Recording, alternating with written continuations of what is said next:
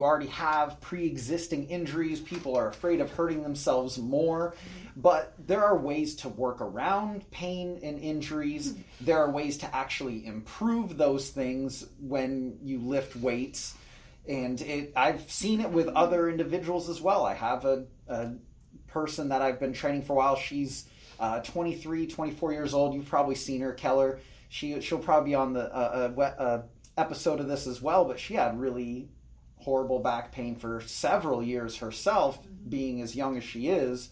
And after training, with me for 6 to 12 months, it was all but gone. And, you can just see it over and over again. Now, I'm not saying that if you're an individual that has that same sort of thing, don't just go and start picking up a barbell, putting it on your back. Go get evaluated by a medical professional, physical therapist, your doctor first, and then go from there, because you do need to be prescribed for this as well. This is huge for your health. And then the perception for women and folks as they age, lifting weights being dangerous for them, they're going to get hurt or something like that, or get too big.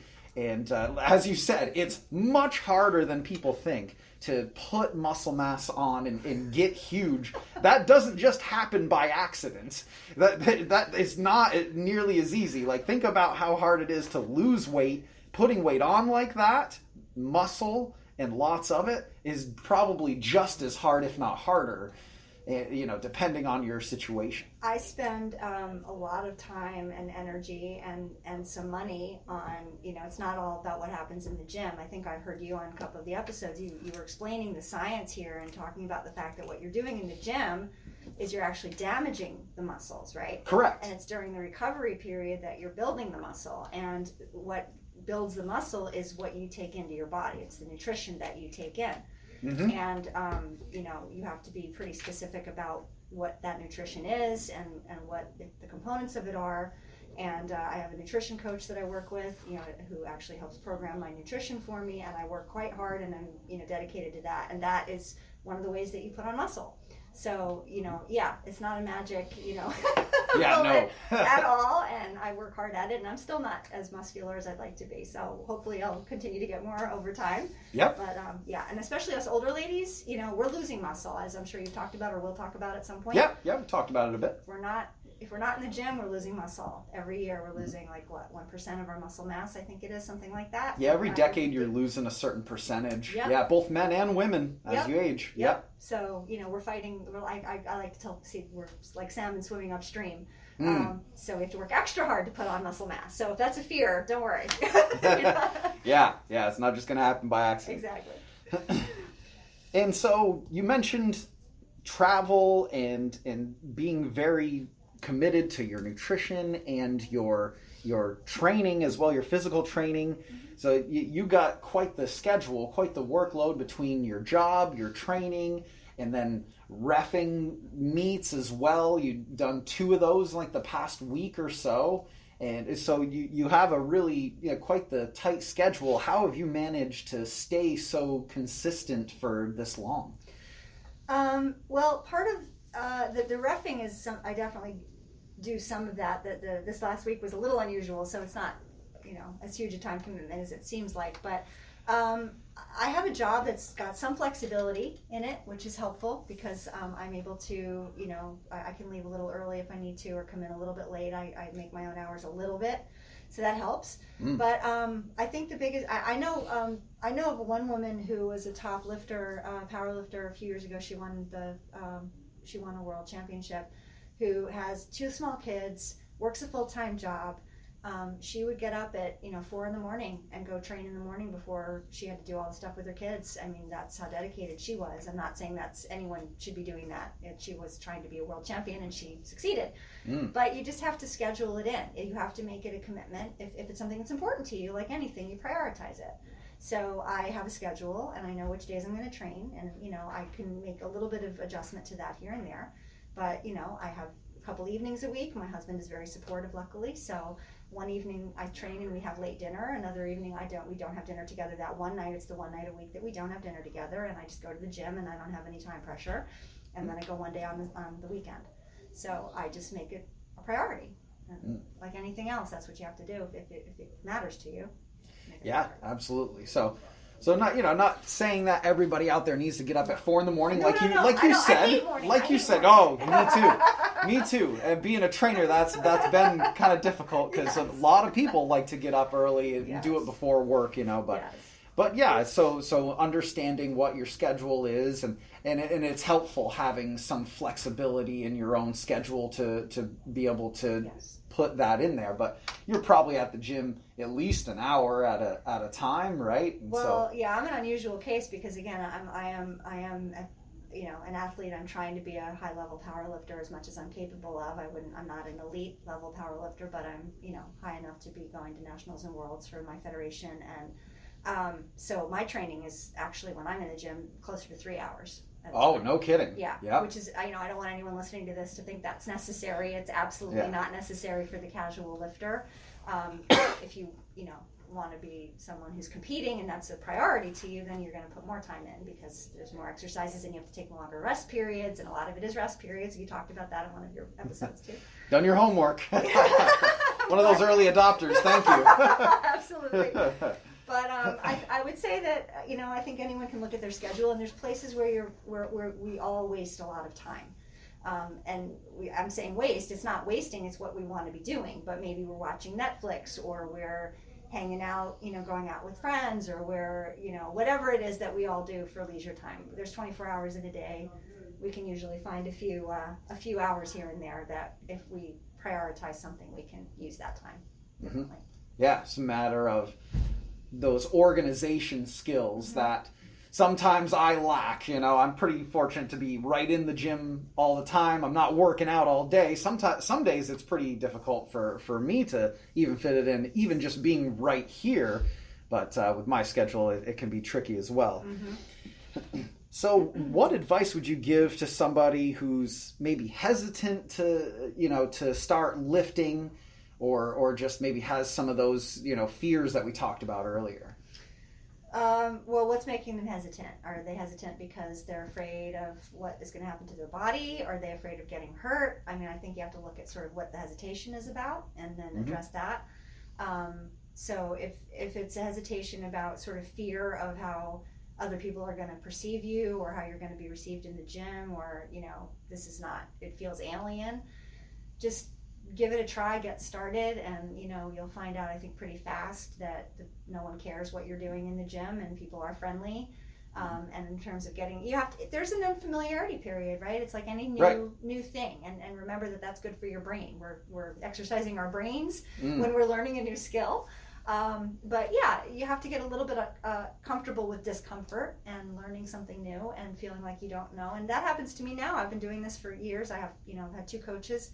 But he'll give me, my current coach will give me a new exercise and I have no idea what I'm doing. I'll never have seen it before. It might be something I've never even heard of. Sometimes he comes up with some interesting exercises for me to do. Yeah. I think I saw one, like some weird sissy squat thing, or I don't know. You've been doing some interesting things, like a 1 foot elevated on a squat. This actually goes back, to what you said earlier. You just a few minutes ago, you said, if you have an injury or something, you can always adapt. You can work around it. Right. My coach's motto, his motto is adapt or die, which he means sort of big scale and small scale.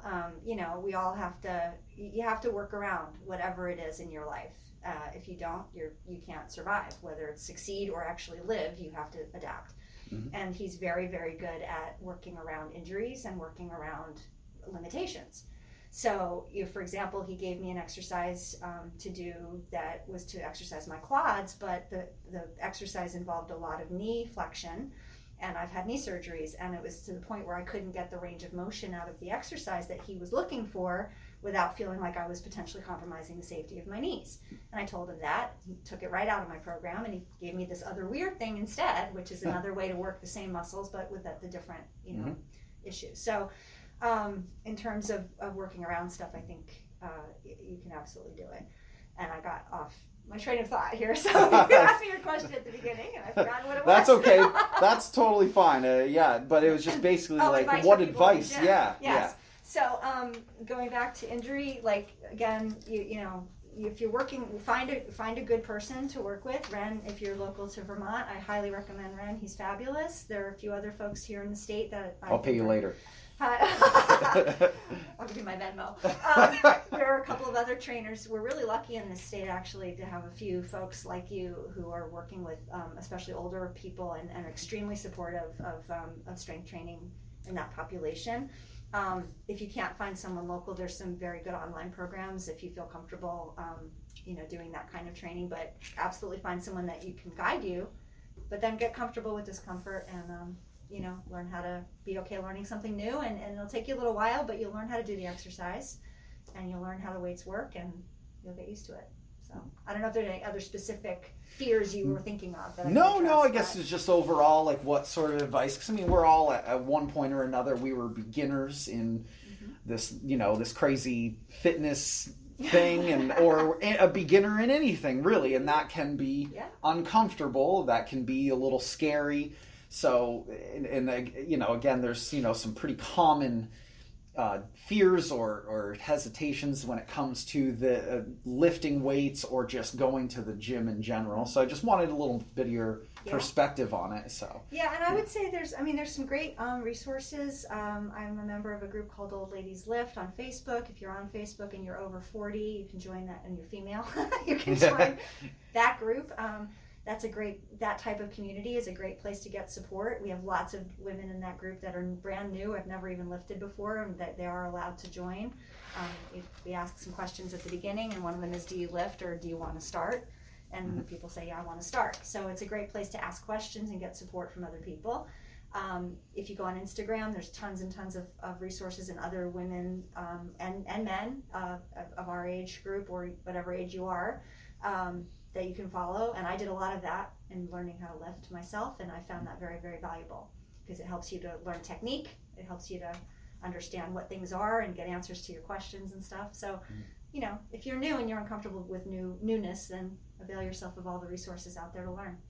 Yeah, and it's a good way to also find a bit of a community as well, support and whatnot for what you're doing, people that get it, and maybe other people that were maybe starting at the same time as you or have started recently, so that can really relate. Absolutely. Yep. And go ahead, turn off.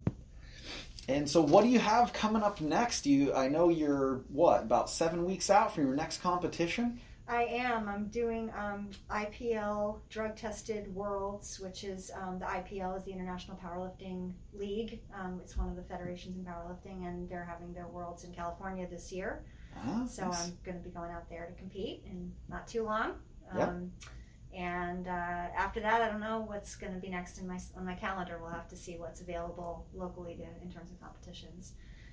I'm thinking about maybe moving up a weight class, at least for a little while, because I'm tired of having to keep my weight where it is. But yeah, we'll see after that. But I'm gonna definitely keep lifting. I love powerlifting, and I intend to keep going until I can't anymore. Hopefully, never. That will never be never.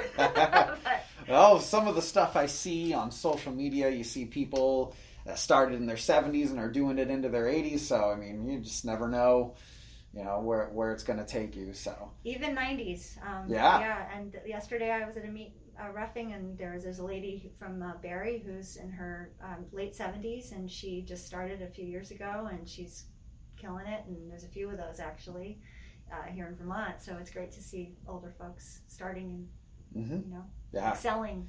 That is great. Yeah, 'cause it's just so vital as you age, and it's interesting to see how the information has progressed and what we've learned about weightlifting, how that has changed since I started, just over 10 years ago. And now we're seeing that this type of training is building bone tissue, muscle tissue. It's giving people their lives back, their independence back that maybe they didn't have before. So letting go of some of those preconceived notions can be just really helpful when it comes to your health.